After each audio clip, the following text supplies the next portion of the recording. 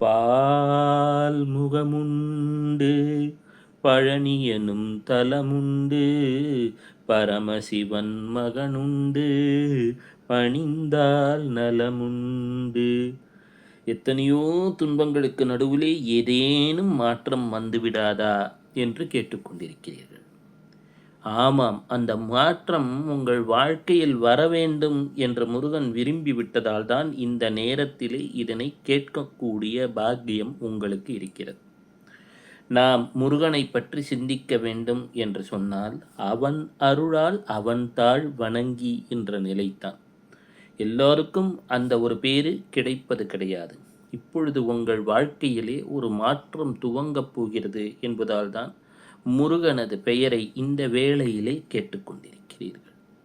எப்பொழுதெல்லாம் நேரம் கிடைக்கிறதோ, ஓம் முருகா, குரு முருகா, அருள் முருகா, ஆனந்த முருகா, சிவசக்தி பாலகனே, ஷண்முகனே, சடாக்ஷரனே, என் வாக்கினிலும் நினைவினிலும் நின்று காக்க ஓம் ஐம் ஹ்ரீம் வேல் காக்க ஸ்வாஹா சொல்லி வாருங்கள்.